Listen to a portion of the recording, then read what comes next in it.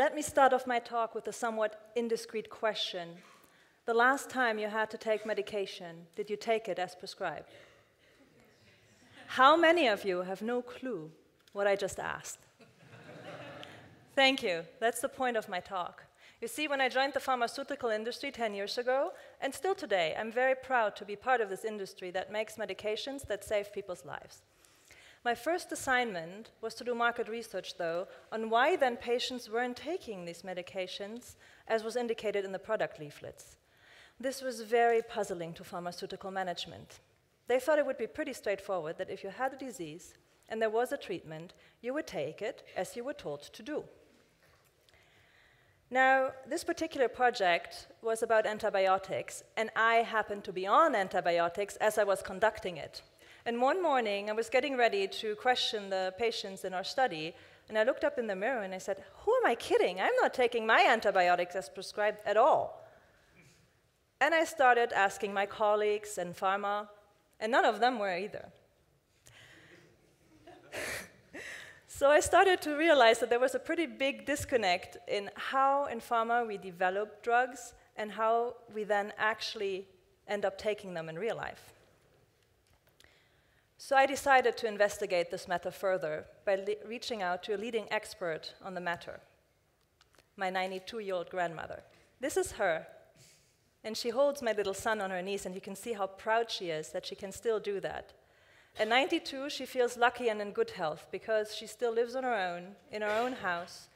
She can take her little walker and walk around the block. She can cook for herself and even bake a cake for the family every now and then, if she has time, you see. Because at 92, she also has asthma and arthritis and diabetes and cholesterol and hypertension and psoriasis, and she just got a knee replacement, so she needs to take anticoagulants and painkillers, which all of this gives her heartburn and insomnia and dizziness. She takes 17 treatments 3 times a day, which takes her 3 to 4 hours a day, plus an hour to 2 of rest to deal with the effects that has on her body. Her entire day, when she gets up, when she will eat, what she will eat, when she can take her walk, and when she can go to bed, are rhythmed by her medicine taking. She jokes that at 92, she still has a full-time job, taking her meds and staying alive. Now, this is not me in grandma's handcuffs doing the 50 Shades of Grey. Not that I wouldn't want to. But you see, my life is more like 50 Shades of Chaos. I have a full-time job. I have 2 kids, ages 7 and 1. I have a household to run, I have bills to pay, and I have a husband. Honey will look for those handcuffs when we get home. See, my days are rhythms by nap times and nappy times and bath times and bedtimes and client meetings and TCs and then loads of laundry and grocery lists and then some more work when I get home and the kids are in bed. There aren't enough hours in the day to do all the things I want to do and definitely not to take medication. Now for Facebook, that's a different thing. So I guess what I'm saying is there is no time for me to be sick. I have to function every single minute of every single second of every single day. And we all think like that. You see, we all project ourselves into the future as if tomorrow was a copy-paste of today. Illness isn't part of the plan. And when we do get sick, we feel restrained. We feel betrayed. We feel cheated out of this future that we projected ourselves into. And we resent and resist this illness. And as much as we resent and resist the illness, as much we resent and resist the treatments that come along with it. Now, unfortunately, our entire healthcare system, and especially the way we prescribe medication, ignores the huge change process that goes along with being sick. See, it usually goes like that. You walk into the doctor's office as a healthy person, and you walk out and you're a sick patient being told to change your life in some pretty profound ways. Change your diet, change how you eat, go exercise, and usually there's some medication. And the instructions goes as follows. Take this 3 times a day, 1 hour after your last and 2 hours before your next meal. Now, who knows? How many of you know right now if it's been 1 hour after your last and if it will be 2 hours before your next meal? I don't even know if I'll have 3 meals today. My breakfast usually goes something like this. I swallow the last piece of toast while I comb my daughter's hair and revise her homework, and then scoop up the baby just in time so he doesn't brush his teeth with a toilet brush. Yet, the instructions are unforgiving.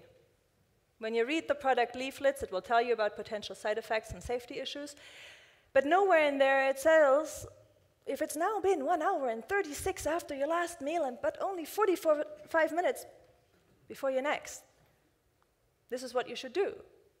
Should you skip it? Should you take it twice the next time? And why? And does it matter? No, you see, these instructions assume perfection, because the clinical trial settings that they were developed under were created in perfection. And this process actually goes quite a long way back. So this gentleman is not my grandfather, even though he does look a bit like my grandmother. His name is Paracelsus. He's the grandfather of the pharmaceutical industry. 500 years ago, he taught medicine at the University of Basel. At that time, medicine was much more like magic, and there weren't any treatments for anything, really. And his views were pretty revolutionary. He believed that you could find poisons, and if you dosed them just right, they would kill the disease, but not the patient. So he came up with a scientific process and empirical research that allowed him to identify which poisons would work on which diseases. And this process is very much used in pharmaceutical drug development today. So scientists will find some sort of chemical that will do something to a disease mechanism. Then they will find a dose that isn't lethal.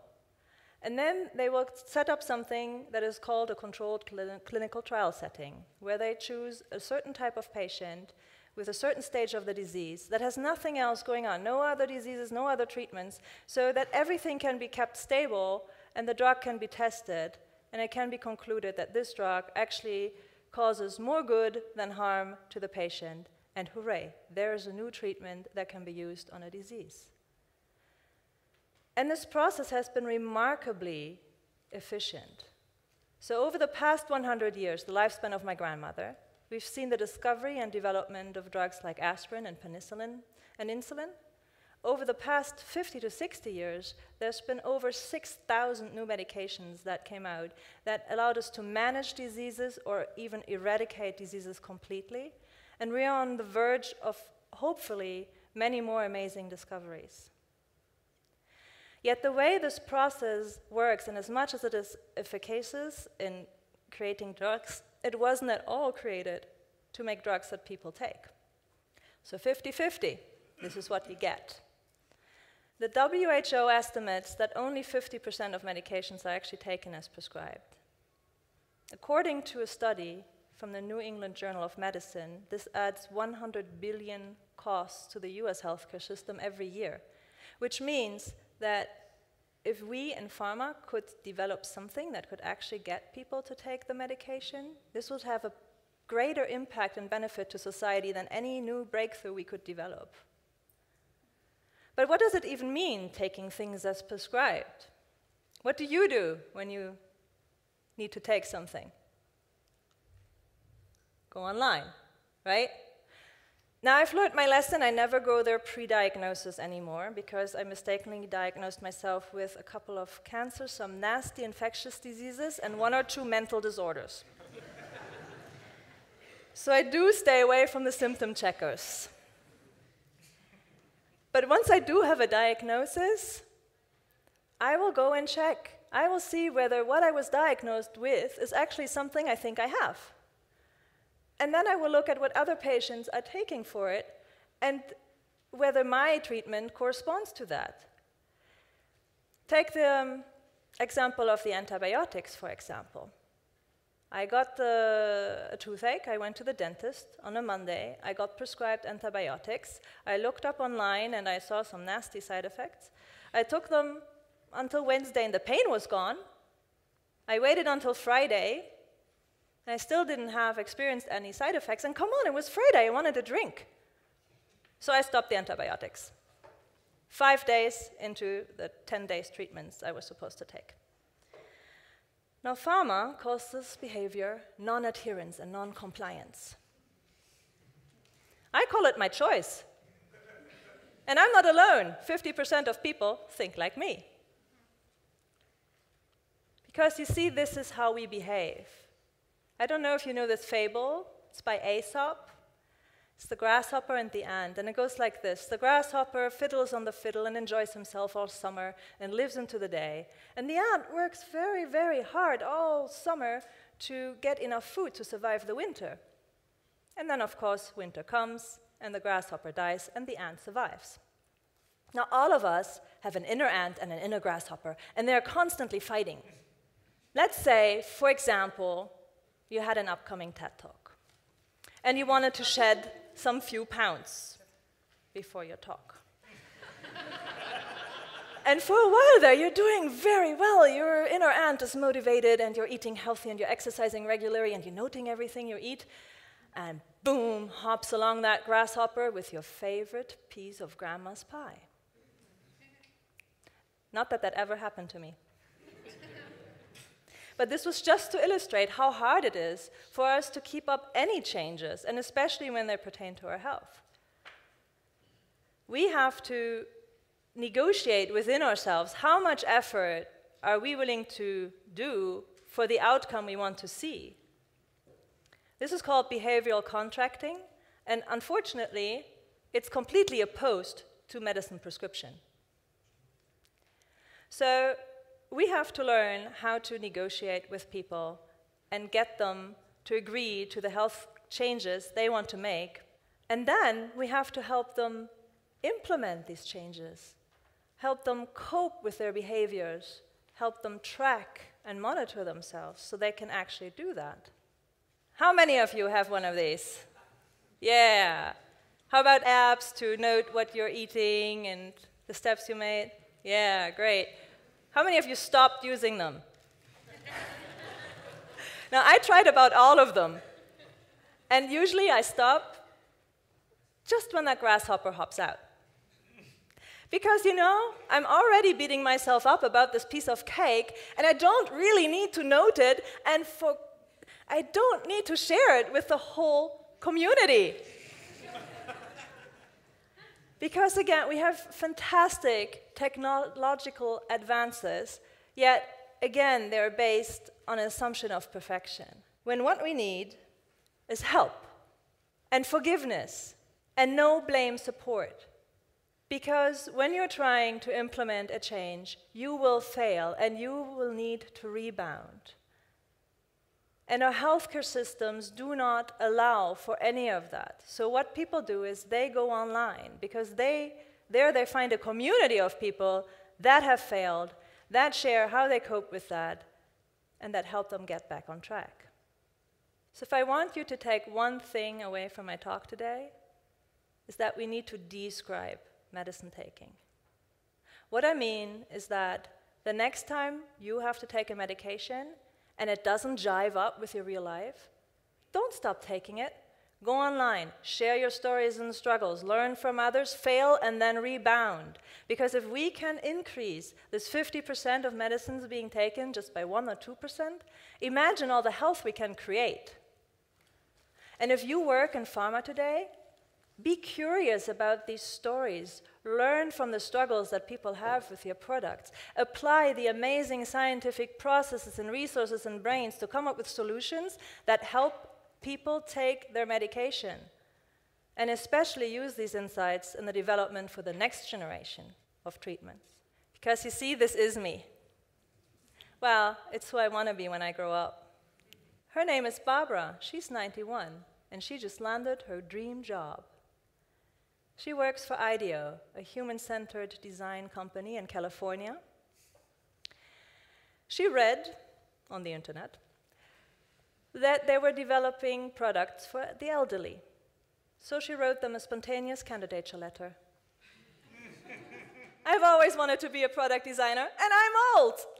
Let me help you. And she got the job. We have amazing advances in medicines and medicine taking that will hopefully add years of health to all of our lives.